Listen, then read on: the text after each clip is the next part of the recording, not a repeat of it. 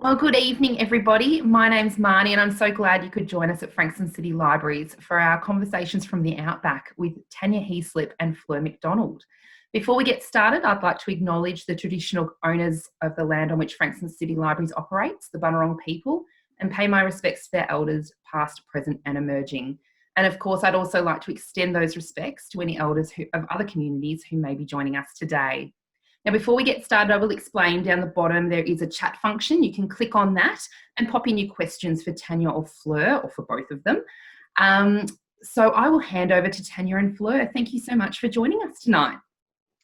Thank you, Marnie. Thank you so much. Well, Fleur and I've had a little chat and she's insisted that I kick off. So on behalf of Fleur and I, it's very exciting to be here. We are cousins, not only cousins, we're first cousins. So I think Fleur came up with this great adage, cousins in conversation. And so it's a joy to be here and to be able to spend the next 20 to 30 minutes chatting between ourselves about the way we write and what we've written, how it relates to the Outback. And then, Marnie, thank you. I understand you're going to take questions and we'd be delighted to answer them. So Fleur and I've got a fairly free-flowing approach. So I might just say, kicking right off, we have here Fleur's book, Red Dirt Country, which has been out just a couple of months and is a ripping yarn. Fleur writes rural fiction, for those of you who don't know, although I'm sure you all do, and you've probably devoured all of her books. And this book, excitingly, is the third in a series about her fabulous detective, Dave Burrows, who most of us who read Fleur's book have quite a crush on. So, Fleur, I thought I might just ask you to kick off with a little bit of background around your rural fiction. What drew you to writing about rural areas and remote areas, outback areas, and in particular, the gorgeous Dave Burrows? Oh, well, hi, everyone. Thanks for having both Tanya and I here today. Thanks, Marnie. So Dave's been around since I started writing Red Dust, which was back in 2009. That book was published, and I wanted to write a story about stock stealing. I just had this idea about stock stealing, so I wanted to write it. So obviously I would need a detective, so I created this character, and right at the end, it was about to be published, I actually rang the stock squad in WA, and real Dave answered the phone, and turned out that he was really happy to talk to me and give me information about how they would investigate a crime, and I've just learnt so much from him. So he then he helped me with a few questions I had, and then I wrote Blue Skies and Purple Roads, where he made just a really brief appearance in Purple Roads, and I wrote Silver Clouds, and he was in that, except my main editor edited him out. I was really disappointed with that. And then he sat on the back burner. Yeah, you can't kill characters out like that.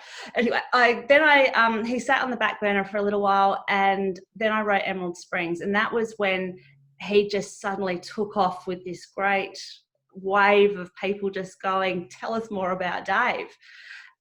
So yeah, he sort of ended up with a cult following after that. And then I went to writing 2 books a year, and I felt that writing 2 rural fiction books a year was probably going to be a little bit monotonous for everybody, and thankfully Alan and Unwin agreed with me, or at least gave me my head to write something a little bit different, which is why we took Dave back right to the beginning of his career and gave him his own series. So yeah, and everybody does seem to have a crush on him. I wrote a blog a while back called something along the lines of, if Dave was real, I would have married him years ago.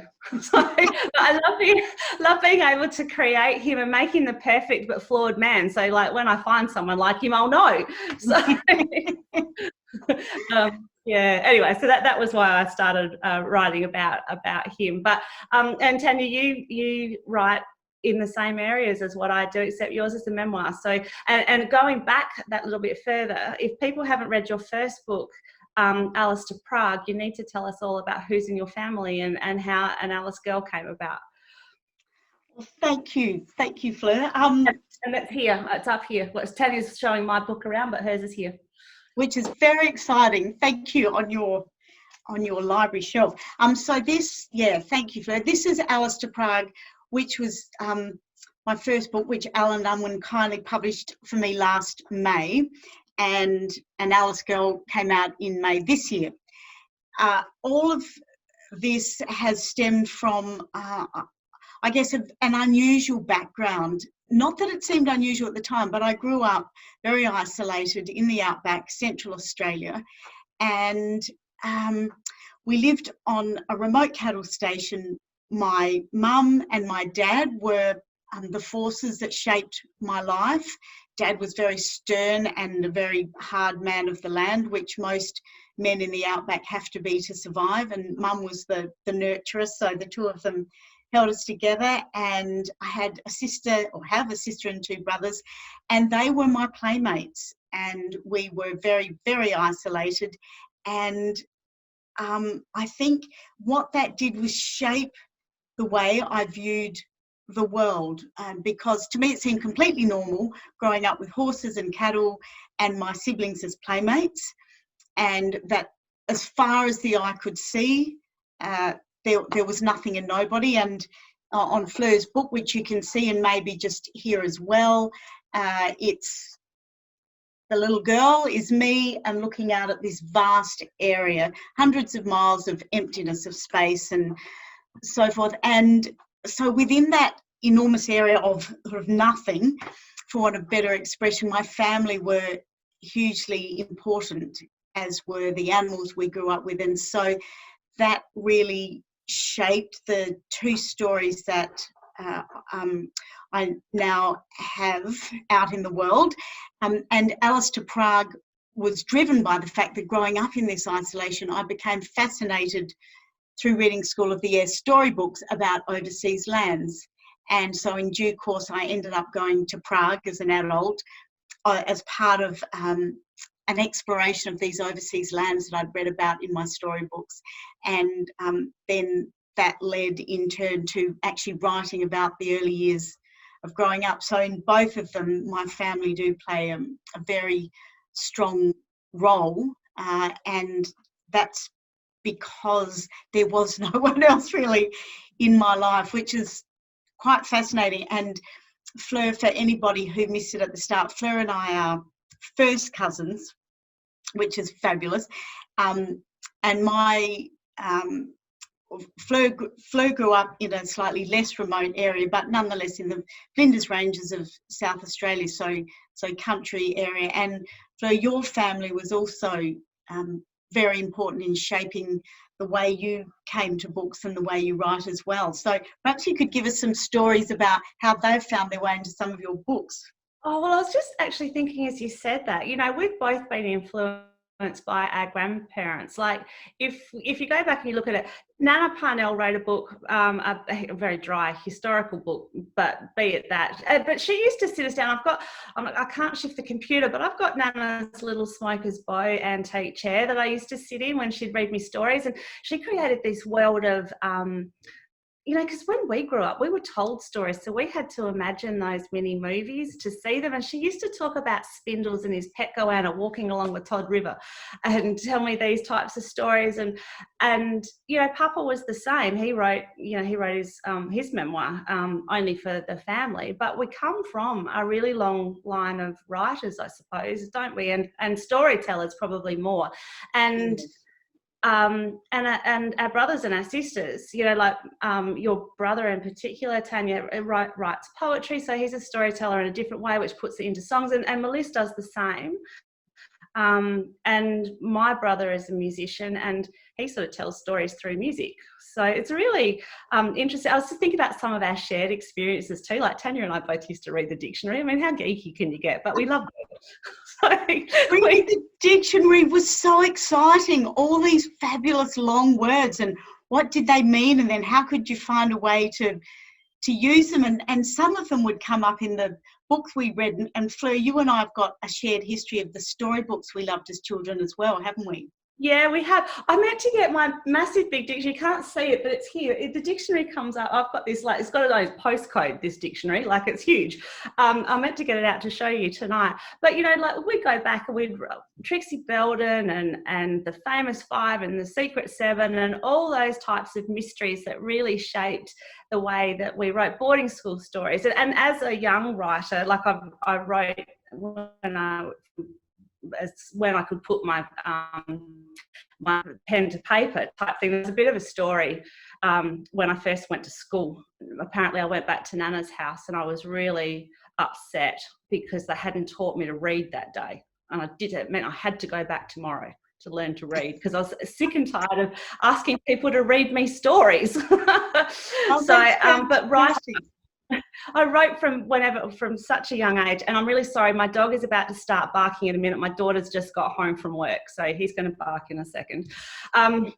But so like I would write plagiarised Enid Blyton stories, and I would write lovesick teenage poetry, and when I got into boarding school, screeds of letters home. So, you know, it's just sort of always written. And, you know, Tanya, I know you've done the same, because I can remember reading stories that you had written that you'd either posted to Nana or Nana Parnell or left at home on Exie at weekends on this really thin paper.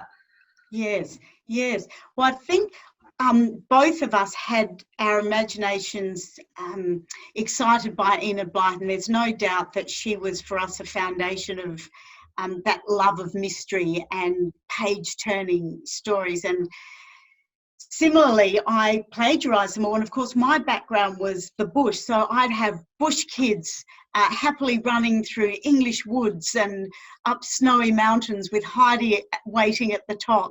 Or I'd have these English children on their bicycles in their little jackets chasing cattle duffers through the scrub. So my books, or my stories, were a combination of my own background and everything I'd read from Enid Blyton. So they were complete nonsense, but I could just write pages and pages and pages of them. And then luckily, excitingly, I discovered a typewriter. And then when I was 10, Mum and Dad, who were sick of me using the office typewriter, gave me this beautiful orange typewriter for my birthday. And it's the best present before or since that I've ever received. And so I then would type up these stories. And the paper we had must have been whatever Dad got in, was so thin, and I was typing with usually one finger, sometimes two, and of course it was the old typewriter and it pressed through really hard, so the letters would almost go through and pop out the other side of the piece of paper, that they were so thin. But anyhow, there were hundreds of these pieces of paper scattered around, and yeah, I think some of them ended up at Nana's. Yeah, okay. That was funny, because then I used to write a lot about going through your book, again with shared experiences. I use some of my experiences. People often ask me, you know, like, what have you experienced when you write your book? And thankfully, I've never had anything stolen. But you know, if I've got a little silly story like a snake story, or something that's happened to me that you can pop in, those sort of things make it all so much more realistic, because it's actually happened. You've got a great snake story. I have got a great snake story. Snakes were part of our world growing up, and in Outback Australia, king browns, or mulga snakes as they were commonly known, were the most prolific, and they were the most dangerous. And they were everywhere. So as kids, wherever we walked and looked, you always had to keep your eyes open for snakes. And these snakes would gravitate to wherever there was water, of course, or coolness. And so the back door into the house was often a place that Mum would find them. And Mum had shovels everywhere, outside the kitchen, inside the kitchen, always on the ready, because she was forever having to kill snakes. She had all these little kids, and these dangerous snakes were prolific. Anyhow, one night she was serving up dinner, and there were about 20 of us in the kitchen. There were stockmen. It had been a really big day.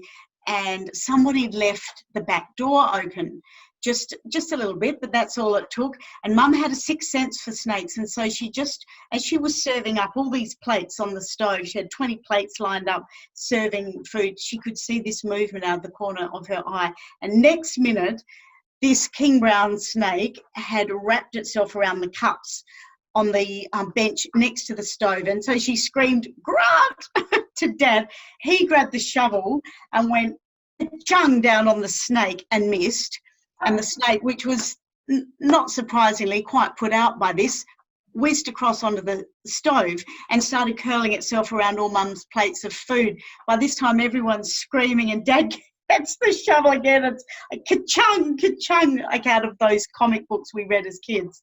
And there's bits of snake and food all over the kitchen and all over the kitchen walls. And everybody pretty much lost their appetite that night. It was a dinner that we wouldn't ever forget. And at the end of it, Dad just put the shovel down and went through the door back into his office to continue bookwork. I don't think anybody ate dinner that night at all. You've got one too, Fleur. Well, I told one on Tuesday night at the other event that we did together, but I've got so many, I'm just going to bring new ones into it. So I've got this photo of this snake with its head stuck in the door jamb. And it's only in there by about that much. So what happened was, as Hayden was going, my son was going to lock up the chooks. He went flying out the door, slammed the door behind him, fed the chooks, came back, and suddenly came screaming around the corner to the sliding door, yelling, "There's a snake stuck in the door!"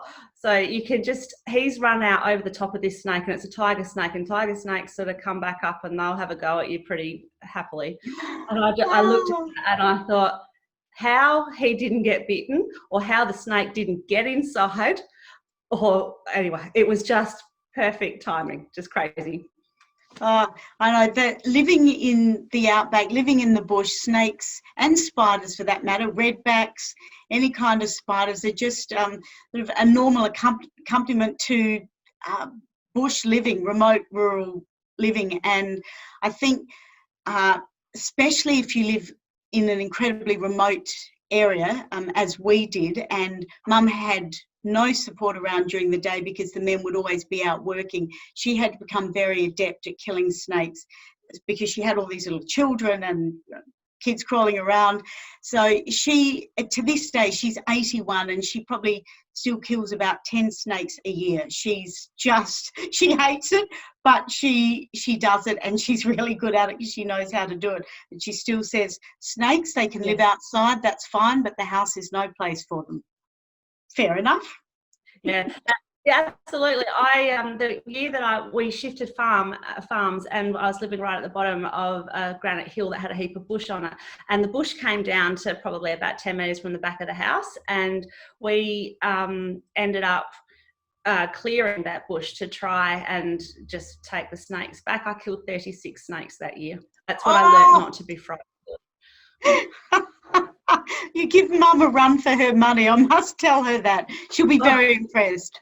Well, I can kill a snake. Spiders don't bother me. Do not give me a frog or put a frog in front of me. I hate frogs. Is that I'm right? really frightened of frogs? Well, and that's a story again. You know, I used to live in a little Atco hut on the farm that didn't have power and didn't have a toilet, and there were holes in the house. You know, it was totally unfit for living in. But you know, you do these things because you want to become a farmer, and the snake that Hayden would be out the back, and Rochelle, both of my kids, would be out the back in meat safe cots, which we had to have because you know, of the snakes and everything that could get in there. I don't know if you've seen a meat safe cot, but it just is like a meat safe on its side. It's all enclosed with fly wire, and the frogs would come in, and I'd get up because we didn't have any power. I'd get up in the middle of the night to feed Hayden, and then I'd step on them, and then they'd squeal, and then they'd piss on me, and then I'm just like, no, just no. Oh dear, poor little snakes. We of course love snakes in frogs. We absolutely love frogs in Central Australia because they only come when we get rain.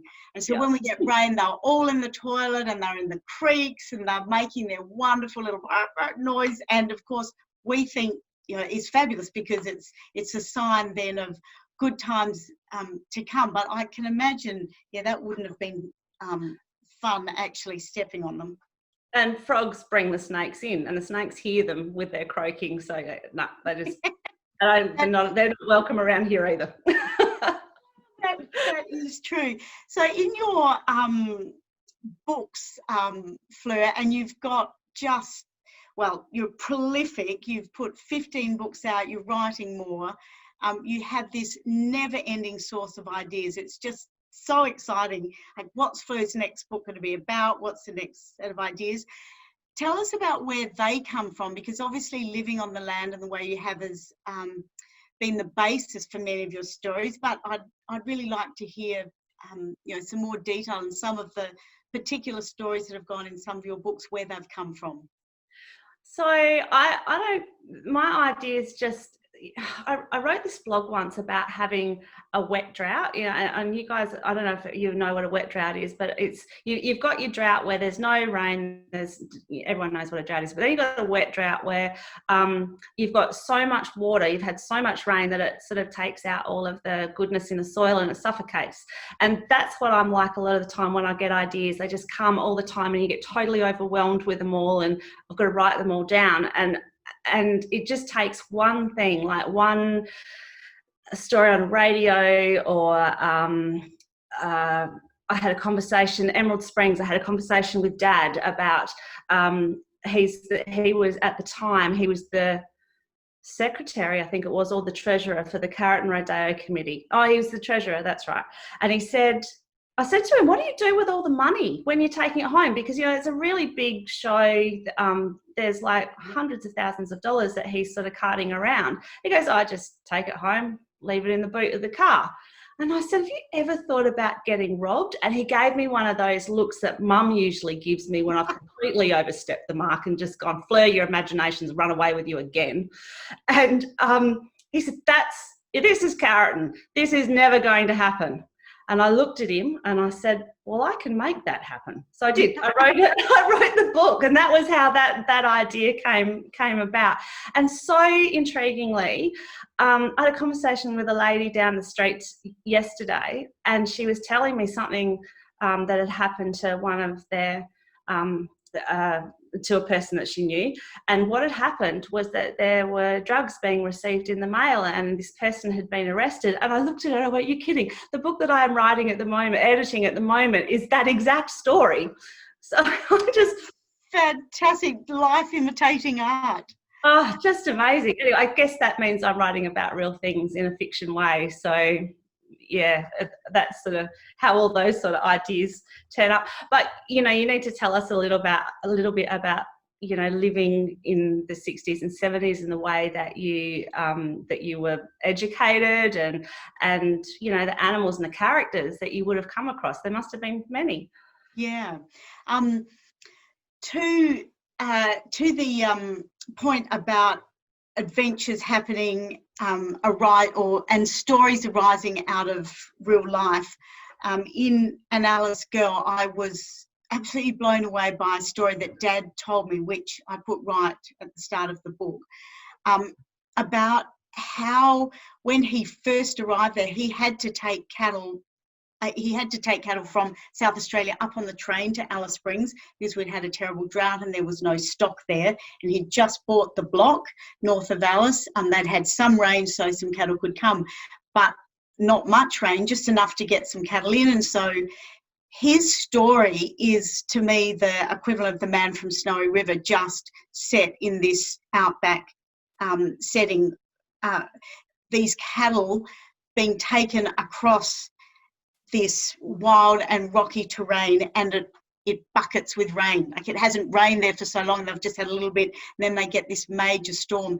And how, it's a different story to The Man from Snowy River, but he and his mate, there were just the two of them with 500 head, galloping after these cattle down these steep slopes towards a creek that had turned into a raging torrent, and how they kept those cattle and got them back and stopped them from just basically jumping into the river where they would have drowned, but calming them and keeping them overnight till the river went down and taking them across. To me, seemed like it was the start of all the adventures that we would grow up to have, because then our lives went on to mirror that in a way. We were always out in the stock camp, having these wild and difficult musters, especially in the rocky terrain. And when I heard about Dad's first one on the property, it felt like that's where it all started. And from there, our fascination in mustering grew, and sort of writing about it. And then there are so many stories of mustering and then cattle duffing, which then became our favourite game. And of course you write about cattle duffing or sheep duffing or both, in different ways. But of course in the territory back in the 60s and 70s, there were few fences, there was almost no one around, so it was easy for smart cattle duffers to come in and steal the cattle, because you could steal cattle because there were hundreds of miles of places where you could find them and hide them and then truck them out or drive them out by horses and nobody would see. So all of that background was just absolute fodder for my imagination as a child. And then we just heard more and more stories. So those kinds of wild activities happened back in the 60s and 70s, and still does happen on a more sophisticated level these days. But you write about that particularly with Dave Burrows, and he is sent out to try and deal with cattle duffers, but on a much more sophisticated level these days. There's helicopters and motorbikes. It's not just horses and hundreds of miles of nowhere. But then we kids took what we learned from that and played games. And our favourite game was cattle duffers, where we'd have the goodies and the baddies, and we would be either the goodies who were trying to save the cattle and protect them from the cattle duffers, or the baddies who were the actual cattle duffers. And we had a paddock next to the house called the horse paddock, and we'd get on our horses and we could play for hours. And we didn't have real cattle, of course, because Dad would have hung us upside down by our feet if he'd caught us playing games with his precious cattle. But we didn't need to. They were so real for us. So we'd play these games up and down, chasing each other, and until hopefully the goodies won or the baddies got away with it, either way. And we could do this for hours and hours and hours. Yeah, such an amazing childhood. Mine wasn't anywhere near as exciting as that. That playing those types of games, and that obviously comes through families as well, because Mum used to do that up in the Pines on our family station, or like a collective family station. When she was young, playing Robbery Under Arms. I talked to Mum, we talked about Robbery Under Arms on Tuesday, and I actually asked Mum about that, and she said that it just shaped her whole childhood. There you go. I've got to go and find that book. I don't know that I've read it. It's a fantastic book. So it's a bit of everything. It's a bit of The Man from Snowy River. It's a bit of The Overlanders, Bush Christmas, all the movies and books about men, usually men, and stock and theft, and the games that were played. And I suppose it was the Bush version of sort of the highwaymen. And highway robbers. But isn't that interesting? So it shaped your mum's childhood, and she played those games on her horse. Yeah. Marnie, I'm really aware that it's we've done half an hour. Have you got Robbery Under Arms in your library? I don't know, but I'm really, really wanting to look for it. I've literally just written it down. So I'm cool. If there's other questions you guys have still got, I'm more than happy for you to keep going. I do have a couple of questions, though, if you're ready for those. Sure. Beautiful. Well, Laura has commented that frogs live in all her toilets. Lucky you, Laura. You can keep them. I am not coming to stay with you. Fleur's coming to drink wine with me instead. So, now, Andrea has messaged us to say, hello, Tanya and Fleur both. Lovely to hear you both. I'm an original farm bush girl, so your books feel like home. My brother is a singer-songwriter, and I love hearing your cousinly recollections and cross-references. And I also used to write stories for and post them home to my grandma, from my farm to hers, growing up on that very thin paper. Oh, that's awesome. That is awesome. That's wonderful, Andrea. Absolutely. She said it's so lovely to recall it as well. So she's interested to know, though, what do you feel several readers are looking for as a connection with when they read both your books? Fleur, you go first. Right. Did you hear that very stern, cousinly tone then? So I think I want to entertain. The connection, I think, comes from the authenticity. So, if I've written about drenching or shearing or something like that, I've written about it because I've done it and I know it and I can describe it really well. So you hopefully can see things in your mind as you're reading what I've written. So the connection with the setting, the characters, but to me it's the authenticity that actually creates that connection. But I just really want to entertain you, and I don't, although in saying that, I also try and write about what's really relevant in rural communities at the time, so I can sort of let everybody know how important rural communities and farming is without bashing you over, because I'm not that sort of person. You can go, Tanya. Thank you. Yes. That's a very good question. That's why I gave it to Fleur to answer first. Thought so. That was my cunning plan to try and think of a good answer, and I'm still thinking. I think for both of mine, both Alice to Prague and then an Alice Girl, was a desire to tell the stories of the people that I met, both in Prague, where I went to 4 years after the Berlin Wall fell, and I learnt about what it was like to live under communism and how these people had suffered and survived. And I felt this overwhelming desire to tell their story, even though I'm not a historian or a journalist. It just felt like through my eyes, these were stories that needed to be told, wanted to be told. These stories really spoke to me and wanted a voice. So certainly for the first one, that's what it felt like. I was following that demand really inside my head to tell these stories. And the second one really was to capture the times, the 60s and the 70s in Outback Australia, because those times don't exist anymore. The land is still the land, it's unchanged of course, but life here is very different, as we were saying. It's mechanised, there are motorbikes, there are proper fences, there are helicopters. It's a very different kind of world. And those characters and those people so enriched my lives, and I thought these are really interesting stories that I think other people would want to know about. So I guess using Fleur's analogy to, it's to entertain, but it's also to tell their stories. Absolutely. Now, Annette has commented that definitely, I think the authenticity you both bring to your books shines through. It's what draws me to your words every time. She's also asked, Tanya, what age were you and your siblings when you got on horses and joined the station's workforce? And did you have any bad accidents in the mustering? Which I did just read about Brett's. So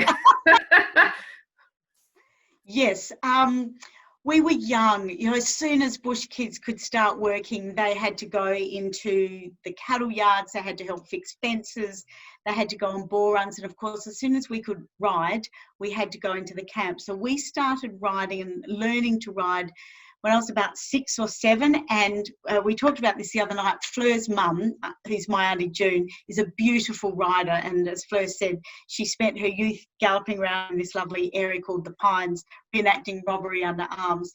And she came up with a friend and stayed with us for a couple of months to teach we kids to ride, me and my sister Melissa and my brother Brett, because mum was too busy feeding all the men and dad was too busy working. So Auntie June started it all for us. By the time we were in the stock camp, we were probably 7 to 8, and then that sort of became our life. But there were 2 parts to Annette's question. So what was the second part? So the second part was, did you have any bad accidents in the mustering? Oh, how could I forget that? It's been a long week. Yes, I had constant accidents. I fell off all the time, and Auntie June told me when I came to her crying right at the outset of learning to ride bareback, you need 10 falls before you're a good rider. So I had many more than 10 falls, and my worst one I think was galloping, chasing cattle, and went through some scrub. Fell because my horse tripped in a rabbit hole, and I fell and broke my collarbone, and we were out in the middle of nowhere, literally. And so in the process of getting out of the scrub and getting my horse, and then my sister found me and helped me back on my horse, and then finally I got back to the homestead and into hospital. That was a very, very long and painful process. So yeah, I broke many bones, but that was perhaps the worst one. Is that perhaps the biggest difference now to back being on a station in the 60s and 70s? That I know when I was reading about Brett's motorbike accident, all I could think was that poor kid is on his own so that somebody can walk 16 kilometres to get help. Whereas I would imagine these days, depending on where you were, a satellite phone would be on board. Like, so to go out in that distance, you would have a satellite phone. There's different coverage now. Like, it's such a modern way of farming now. Yes, Marnie, you summed it up. It's not always so easy on a motorbike, but usually there's a sat phone, and there is different coverage now, and also mobile phones are possible on much of the areas because of satellite coverage. So yes, the way we lived in the 60s and 70s was very dangerous. People died all the time. People were killed constantly in the bush, falling off horses, mustering cattle, falling off horses because a tree hit them, being hit by a scrubber bull and not being able to get help in time. There were endless ways people were killed, and there was no contact then to save their lives. So it is a very different world now. Absolutely. Now, I'm hoping that perhaps the two of you can give us a bit of an insight into your publishing story, how you went from wanting to tell your stories through to getting that publishing deal. Fleur, for you, multiple books at a time, and Tanya, how it's been for you. You can go first this time, Tanya. No. You've got to have the authoritative voice when you say it. Yeah, did you hear that stern cousinly voice then, Marnie? So mine's a very different story to Fleur's. Mine's a much longer story to Fleur's, in the sense that it took me much longer. I first wrote Alice to Prague now 16 years ago, or started to write it, but I was working as a lawyer for the whole time I was writing it, and so I'd write it and I'd send it off and I'd seek help and I'd get a mentor, and then I'd do more work on it. It was a slow and torturous process, 14 years, but then miraculously and wonderfully, Alan and Unwin took it up, and with that the opportunity to write An Alice Girl. So mine was a much longer process than Fleur's. You actually missed out a bit there. You won an Australian Society of Author mentorship. You said mentors, but you forgot that bit. I did forget that bit. Thank you for reminding me, Fleur. Thank you. So for me, I was a sleep-deprived new mum, and I had this idea about writing about stock stealing. And when I say sleep-deprived, my children didn't sleep through the night till they went to school. I was up mostly 7 or 8 times a night with them, and my youngest son has got autism, so he used to scream all the time. So I really wasn't in this great space to write, but there was just something in me. My fingers used to get really, really itchy, and if I didn't put out what I wanted, if I didn't write what I wanted to or what I needed to say, that itchiness didn't go away until I did that.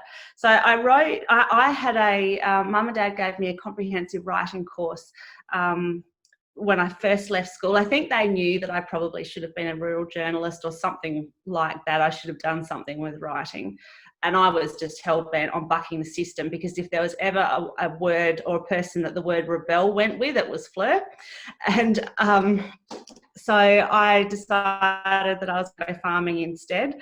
And all that time I still wrote, but when I started to write Red Dust, it just came out of me. I needed to write it. And so then I'd written about half, and my tutor through this writing course had said to me that I was hiding my light underneath a bushel, and I should get my skates on and try and find a publisher. Were those his exact words? And I actually just found out this week that Jeff died, so I'm not sure. I've only just found that out, and I don't even know when. So it was just someone contacted me this week to tell me. So, but I still remember those words, and he was still so instrumental in me actually putting in the email to Alan and Unwin's Friday pitch day. And so that's sort of like the old slush pile. If anyone's interested in writing, it's like the old slush pile. Every Friday you can email in, and a real life publisher will read your work, and then they'll either get back to you or not. Anyway, the first time that I had an email back, it was they said that Louise, who was my first publisher, said that my writing was strong and commercial, but not quite what they were looking for. And Alan and Unwin had never published a book like Red Dust before, so I think they were probably, I don't know, whether they were cautious but it wasn't what they were looking for. So I rejigged it all, put it back in again, which I shouldn't have done. Offered to pay for feedback, which I shouldn't have done. Louise was very nice and looked past all of my misdemeanours, and then rang me and said, could she take it to the acquisitions meeting? And I said, absolutely. She rang me that afternoon to say that it had been accepted, went through the terms of the contract, and I decided that I should be very professional and ask questions and not get excited. And as you probably heard tonight, both Tanya and I are very excitable people, so it was very hard to do that. And then I got an email from her saying, because I'd been in the sheet yards for about 10 days straight when this phone call had come through, and she just goes, oh, hi, it's Louise. And I'm going, who the hell is Louise? And I wasn't really expecting anything like that. And then the email came through stating everything, and just down the bottom she said, you are the most unexcited author I have ever made an offer to. And I emailed her back and I said, you didn't see me jumping on the bed afterwards. And I've still got that original email. That's gone off. My nana used to do us kids up scrapbooks. So anything that we achieved, she would get and put in a scrapbook for us. And I've done that for my kids, but I've done that for my writing, and I've still got it in my scrapbook. That's a very long and involved answer. Sorry, Marnie. No, but that's awesome. And I always love hearing the publishing stories, because everybody's story is actually surprisingly different. Everyone's, you've either been accepted straight away, or you've had a story like yours, Fleur, or like yourself, Tanya. There's no one way, which is very encouraging to the writers who are actually watching tonight as well. So well, I'm certainly an example, Marnie, of don't give up if you really want to write. And even if you've got a full-time job, like I was working as a lawyer throughout, and I felt, and I still feel, it puts you in a very different headspace to the space you're in when you're writing creatively. Don't give up. And for me, it was mentors that got me through, and I had a number of mentors at a different time, and for me they provided invaluable perspective and feedback. So that I would highly recommend mentors if you're in the process and a bit stuck or looking for guidance, and there's lots of great mentors out there. Absolutely. And I would just add to that too, Marnie, about not ever giving up, because if you look at where I've come from, I was just this ordinary farmer's wife out the back who had no idea about anything. I was mum to 2 kids that had disabilities, and all I did was work on the land. And I just know that dreams come true for ordinary people. Fleur, there is nothing ordinary about you. Nothing. Everybody listening, pay no attention to the ordinary bit. That's not true. My comment still stands. I don't believe it for a second. No. Now, I have Annette. She's made a comment. Fleur, you would have made a wonderful rural journalist, although all of your readers must be pleased that you became a sleep-deprived mama with itchy fingers instead. Yes. Annette, that's why I love you. So for everybody to know, Annette's our publishers. Oh. Nice to meet you, Annette. Now, tell me, do you both have beta readers, or do you use each other, or do you show anyone your manuscript before you send it off to the publisher? Well, Sorry, I'm going to go first, Tanya. My reader is my detective friend who lives in Perth, and we catch up, once a month in a pub and have a bit of a yarn about things and see what's going on. He reads absolutely everything I write every time I write it. When I wrote Without a Doubt, I was stuck at about 60,000 words, and we caught up this one day. Right at the end of lunch, he said, "How's the writing going?" I said, "Oh, shit, I hate it. I don't want to do it anymore. I'm hopeless." And he said, "Well, what's going on? What's the story?" So I told him, and he sort of thought about it for a little while. And he just said to me, "Let's make Dave do something he has never, ever, ever done before." And then he told me what the idea was. And I deleted 50,000 words, and I wrote 50,000 words in about 10 days or a week or something. Wow. And I said to him, "If you are going to do that to me, you need to be on tap." And he was. Like, he does night shift and all sorts of stuff. So he read absolutely every word of that book before I sent it in. And I used to have a friend who read all of my work, and she's in a different stage of her life, and she's not able to do that anymore. And so then when Dave came along, he sort of took Carolyn's place, and that was really important to me, because I need somebody to tell me, because I'm still so not sure about the way that I write and what I write. I need someone to tell me that it's okay. Otherwise, I sort of get into a bit of a state. How about you, Tanya? Well, I've only written the 2 books, so I don't have a vast range of experience as Fleur does, but Fleur has been my probably number 1 reader, which has been enormously helpful given her experience. And other writers who are good friends in Alice Springs. When I was living in Margaret River, which I did for a while, there was a writers group there. So I find people who are interested in the same thing that I'm interested in, but there's only a handful of them, and they, it's like handing over your baby, isn't it, Fleur? You're so vulnerable. So it's got to be somebody you trust, who won't laugh at you and who understands what you're trying to do and will support you, which is why Fleur is my number 1 go-to reader. But constructive criticism is really important in all of that as well. Carolyn said to me when I wrote the ending of Blue Skies, she sent it back to me and she said, "Fleur, this is shit, rewrite it." And that is exactly what she said. And I'm so pleased that she did that, because she was right. The ending that I had wasn't right for the book. I just wanted to finish writing the book. So that type of constructive criticism is really important when you get it back. Absolutely. Now, Andrea's just made the comment that she's an ex-rural radio journo. Fleur, you would have been a good one, and totally agree on mentors, Tanya.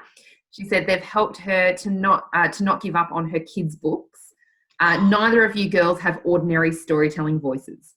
Well, can I just say something, Andrea? I started off writing kids' books.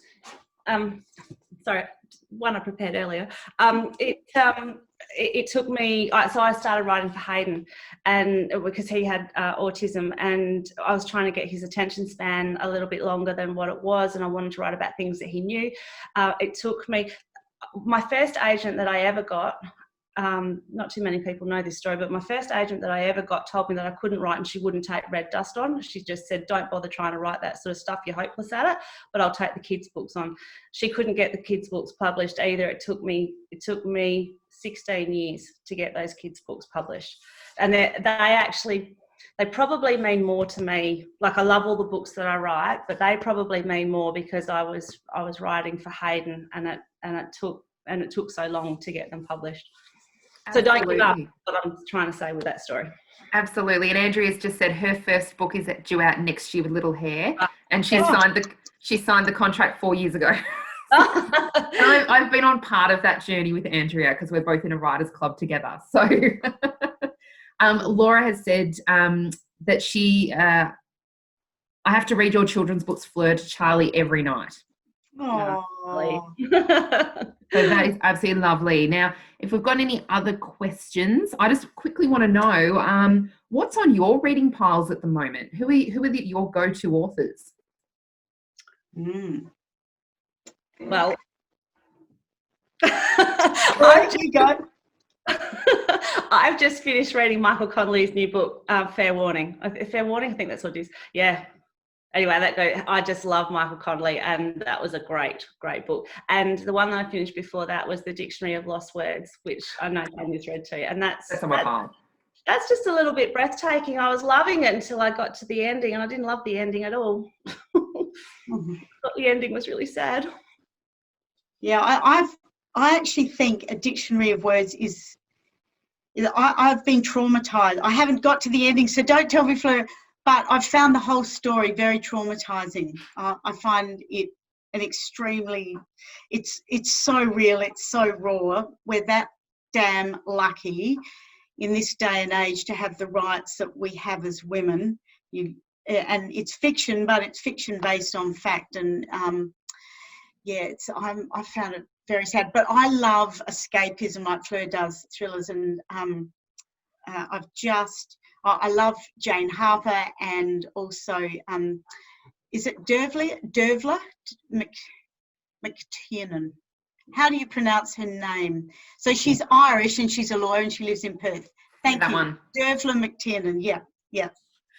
So that's fantastic. And also I love memoirs and autobiographies. I love reading about women in particular who've made a difference. Michelle Obama, of course, her book is like a Bible. And before that, Hillary Clinton, she wrote a number of books in the early days of her early career, and I just found them incredibly inspiring. Absolutely. Now, Andrea's asked, have you thought about writing the current climate into your next works? So this is probably more Fleur, unless you've got something on the go, Tanya. I think this might be Fleur. Yeah. That's so interesting, because I actually asked Anna about that when I had a conversation with her a couple of months ago. I just went, how do we write now? Because all the stuff that we need to write about, if we're writing in the present day, we're not going to be able to do, because we can't see each other. We can't go and... So I think I think we're all over coronavirus. I think I'm going to go back to entertainment. I'm just going to pretend it's never happened. There's not a face mask in sight. No. We actually spoke a little while ago about, if somebody's, sitting down at their laptop to do some work, or sitting there to write some prose at the window looking out, it would now be with the smell of hand sanitizer and a face mask on, and, the streets are empty. So that's, it's interesting to see in, 5, 10, even a year's time, what may come out from this time to capture what's actually gone on. Yeah. So, Marnie, can I just jump in there? That reminds me of something really interesting. I grew up doing correspondence school and School of the Air. That was my educational background. And the Alice Springs School of the Air started in 1951 with just a handful of students. And up until this day, it still really only has a handful of students compared to most schools. But it's become an expert at remote learning. And during this coronavirus, all of a sudden, the humble little School of the Air has become the go-to place from countries all around the world for advice on remote and distance learning. And wow. the School of the Air teachers there have received queries and had endless Zoom conversations with people from England, from Germany, from Switzerland, from Africa, from South America, Canada. Don't know if they've had anything from the States, but all of a sudden I've been inundated with questions like, how do you make distance and remote learning work? And I think that's one of the interesting things from my perspective that's come out of this time, that what we did back then, and I write about this a little bit in Alice to Prague, but at length in An Alice Girl, that kind of upbringing and learning can actually be fabulous, fascinating and entertaining. And now people are learning about it for the first time. And there's an example of a young Australian boy, but his parents are he was born here, but his parents are English. They now live in Manchester, and he's doing Alice Springs School of the Air. So he gets up in the middle of the night to do his studies and sleeps during the day. So I just find that fascinating. And I must say, Tanya, what I found fascinating in your book, which I happen to have right here, was the fact that living in suburbia, I was only saying to my neighbours the other day how wonderful it is to grow up for my daughter to grow up in a street where we know our neighbours, we can rely on them. You know, we get a text message to see if we're home, if they hear something, and we're all at the front at the same time. But to read about your friendship with Jane and to know that she was your best friend and you had never met her, and just the excitement when you first set eyes on each other, I thought that it just made me want to cry. Like, it was just so sweet, and something that all of us take for granted. Yeah, it's very, very precious. And the most precious thing is that bond is so strong that we are still the greatest of friends today. And she actually lives and has lived in Colorado for decades. She moved there, she travelled the world and ended up there, and we are still in communication at a distance. It's just fabulous and funny. We've sort of done the whole circle. Oh, that's so lovely to hear. Now, I don't think we've got any more questions, and we are very quickly running out of time. So I might wrap it up there and thank you both. Tanya, I have thoroughly enjoyed your book. I don't quite often get drawn into a memoir. It's interesting, but I don't get drawn in. With yours, I was so enthralled in it. I felt like I was almost there with you with some of the descriptions, and like you were both saying about having to visualize stories from grandparents or off the radio or School of the Air or whatever it might have been. I found myself doing exactly the same. And Fleur, in your book, which happens to also be here, I was sort of finding it really difficult to visualize how big these paddocks actually are, and the fact that individual people having to work different sections of the paddocks who can't essentially see each other to know where the stock is and to ride the boundary, and how long that would actually take to find a broken fence. And I just found that absolutely fascinating. And I don't know who done it yet, but that would be tonight. I'm finding out tonight. I won't tell. No. I hope you like the ending. But I am absolutely loving the characters. This is my first introduction to Dave. And I'm particularly liking Kevin. There's something about Kevin that I find really, really sweet. So I'm hoping he's not the bad guy. Kevin actually is a really interesting character, because it's the first time I've written about and I had an Aboriginal character. And my detective friend Dave used to, when he ran the stock squad, spend a lot of time up north with those guys up there, and he was instrumental in helping me put Kevin together. So that's good to hear. Yeah, and we were actually discussing it in the library today, that it took me a little while to realise that Kevin was Aboriginal. And I was listening to it on audio for most of it, which I absolutely love the narrator. He is amazing. Oh, can't you just listen to him read the telephone book? I'm like, can you talk me to sleep? Like,